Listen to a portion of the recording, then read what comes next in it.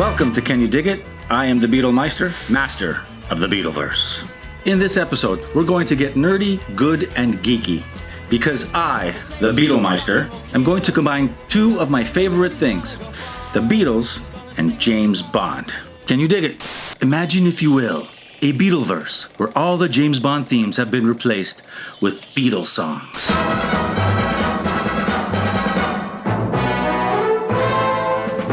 That's right, folks. I am going to take 25 James Bond theme songs, throw them in the rubbish, and swap them out with Beatles songs. The Beatles have 213 songs, and I shall deem 25 as worthy enough for a Bond theme. Now, I can't just choose any random Beatles song. For example, Moonraker will not be replaced by Love Me Do. The Beatles song has to have some kind of connection to the Bond movie or the Bond theme song. So let's get into it. The first James Bond theme song to be unceremoniously chucked for a Beatles track is the original James Bond theme.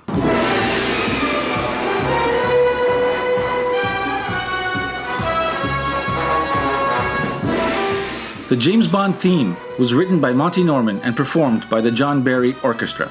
It was released in 1962 along with the first James Bond film, Dr. No. The James Bond theme is one of the greatest songs ever recorded. The James Bond theme is as good and as iconic as anything the Beatles did. That's not a dig at the Beatles, it's just stating facts. It's the greatest movie theme of all time. So what Beatles song to choose? At first, it was a conundrum. The genre of the James Bond theme is categorized as jazz, big band, surf. The Beatles dabbed in tons of genres, but I couldn't really think of any Beatles song that felt appropriate. Until I remembered that the perfect Beatles song is actually not a Beatles song. But it did appear on the US Capitol version of Help, and it also appeared on the Red 62 to 66 compilation. The track is untitled, so I'm calling it the Beatles Full Bond theme song, arranged by Ken Thorne. It's the first thing you hear on the US Help album. It works as the intro to the title track, and it's a quick, perfect pastiche of the original Bond theme.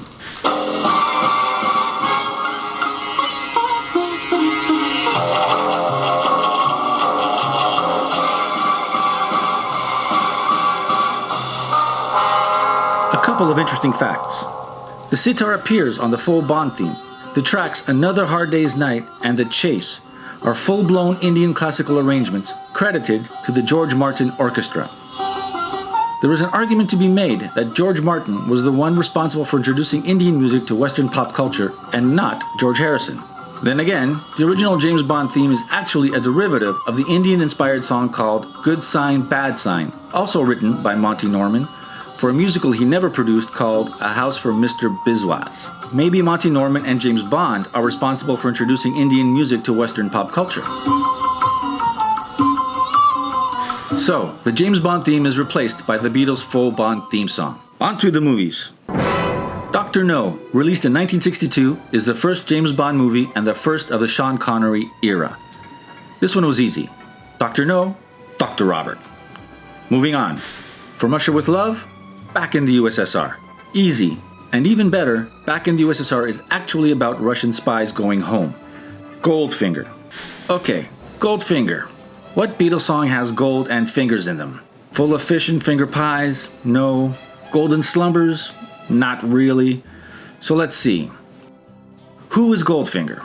Goldfinger is a villain. He's a man. He's a man who likes gold. He wants to be rich. He's a rich man. Goldfinger, baby, you're a rich man. Thunderball. What the hell is a thunderball? Thunderball is one of those words that means something but doesn't really mean anything. The movie is about a Spectre plot to steal 2 nuclear bombs. I think they call it Operation Thunderball in the movie. What Beatles title doesn't really mean anything and could sound like a name for a secret agent operation? Helter Skelter. Operation Helter Skelter. I'm coming down fast but I'm miles above you. Could refer to a nuclear bomb. So there you have it.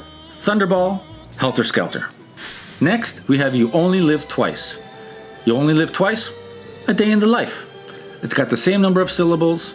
Live and life. Good match. Next up, we have the one and only film starring George Lazenby as Bond, released in 1969. On Her Majesty's Secret Service, Her Majesty, Mean Mr. Mustard. Her Majesty is obvious, and in Mean Mr. Mustard, Takes him out to look at the queen, only queen that he's ever seen. Pretty obvious to me. Next, Sean Connery returns in Diamonds Are Forever. This one was obvious, but not at first. Diamonds are forever.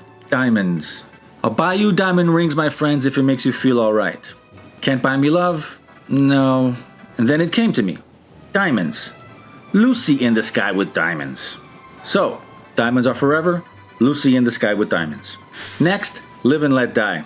Released in 1973, we start the Roger Moore era with the only Bond theme I am not replacing a Beatles track with, because Live and Let Die by Paul McCartney and Wings is written by a Beatle, performed by a Beatle, and produced by the Beatles' producer, George Martin. It's as close to a Beatles song as you're going to get, and so, out of respect for Sir Paul McCartney, Live and Let Die stays as the theme song for Live and Let Die. Next up, The Man with the Golden Gun. Happiness is a warm gun. Easy peasy.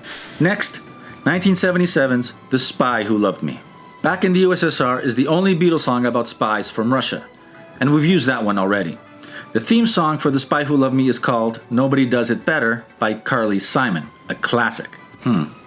Nobody does it better. Then I thought about spies and loving a spy. What Beatles song could be about loving a spy? Norwegian Wood, This Bird Has Flown. Norwegian Wood is about an affair with a mysterious woman in her mysterious flat. She could be a spy, and so could he. It's a spy versus spy love affair. Next, we have Moonraker from 1979. Moonraker is James Bond in space.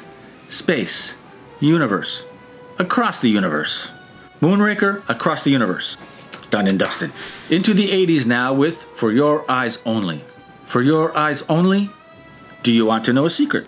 Next, in 1983, we get the most Bondian Bond title of all time. Octopussy. Now, there is an obvious choice for this, but again, I didn't get it right away. So, the theme song is called All Time High by Rita Coolidge. But that didn't help. The most iconic location in Octopussy is India. Indian music. How about George's Within You, Without You? It's his most epic of Indian songs. Beautiful cinematic strings arranged by George Martin. So yeah, Within You, Without You. And then it hit me right in the face. Octopussy, Octopus's Garden. Moving on. A View to a Kill, the continuing story of Bungalow Bill. Bungalow Bill is about a guy who goes out tiger hunting with his elephant and gun. In order to kill a tiger, you need a view to a kill. And kill rhymes with Bill, so Bungalow Bill it is. In 1987, we get a new Bond, Timothy Dalton in The Living Daylights. The Living Daylights, The Inner Light. George finally gets one of his Indian songs on the list. Next up, License to Kill. License to Kill, Ticket to Ride? No. If an assassin is after you with a license to kill, you better run for your life. License to Kill, run for your life. Next, we're into the Pierce Brosnan era with 1995's GoldenEye. GoldenEye? Golden Slumbers.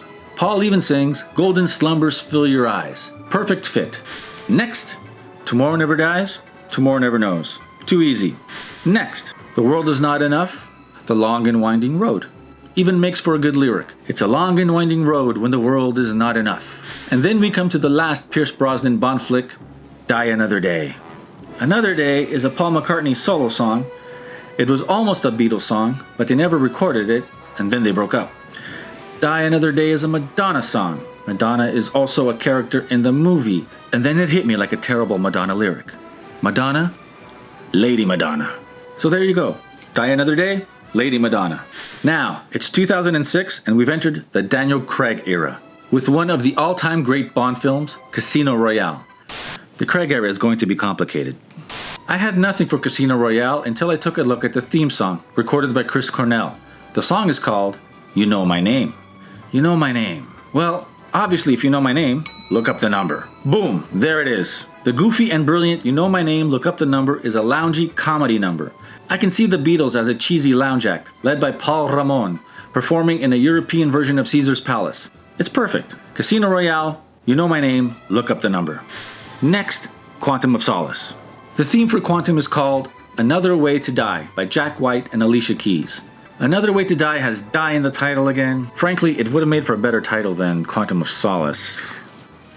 The song is a rocker, but it's also screechy and at times annoying. The only Beatles song that came kind of close was Your Blues. Your Blues is a rocker, that has a screechy guitar solo, and John keeps saying that he wants to die. And then I remembered that one of the Bond girls in Quantum of Solace is named Fields. Agent Fields. Agent Strawberry Fields. So case closed. Quantum of Solace, Strawberry Fields Forever. Next up, Skyfall. Skyfall. Sky. Lucy in the sky is already taken. What falls from the sky? Rain. There you go. Skyfall, rain. Next up, Spectre. What the hell goes with Spectre? The theme is called Writings on the Wall by What's-His-Face. Writings on the Wall. Spectre. What is Spectre? Spectre is a vile, evil organization. Spectre is everywhere. They're all around us, man. They control everything. I am he as you are, he as you are, me and we are all together. Spectre is the walrus. See how they run like pigs from a gun, see how they fly. And besides, I Am the Walrus is a massive improvement on this terrible Bond theme. So, Spectre, I Am the Walrus. And last, and very likely least, No Time to Die. Another terrible song, this time by Billie Eilish. No Time to Die was a lie. Turns out there was plenty of time to die, especially for James Bond. And since No Time to Die was the end of the Craig era, and it was literally the end of James Bond, and quite possibly the end of my Bond fandom, the only fitting Beatles song to replace No Time to Die is The End, the very last song on the very last album. So, No Time to Die, The End. So there you have it, folks. All the James Bond themes replaced by Beatles songs. Let us recap. The James Bond theme replaced by the Beatles' full Bond theme song. Dr. No, Dr. Robert. From Russia with Love, back in the USSR. Goldfinger, Baby You're a Rich Man. Thunderball, Helter Skelter. You Only Live Twice, A Day in the Life. On Her Majesty's Secret Service, Her Majesty, Mean Mr. Mustard. Diamonds Are Forever, Lucy in the Sky with Diamonds. Live and Let Die, Live and Let Die. The Man with the Golden Gun, Happiness is a Warm Gun. The Spy Who Loved Me, Norwegian Wood, This Bird Has Flown. Moonraker, Across the Universe. For Your Eyes Only, Do You Want to Know a Secret? Octopussy, Octopus's Garden. A View to a Kill, The Continuing Story of Bungalow Bill. The Living Daylights, The Inner Light. License to Kill, Run for Your Life. GoldenEye, Golden Slumbers. Tomorrow Never Dies, Tomorrow Never Knows. The World Is Not Enough, The Long and Winding Road. Die Another Day, Lady Madonna. Casino Royale, You Know My Name, Look Up the Number. Quantum of Solace, Strawberry Fields Forever. Skyfall, Rain. Spectre, I Am the Walrus. No Time to Die, The End.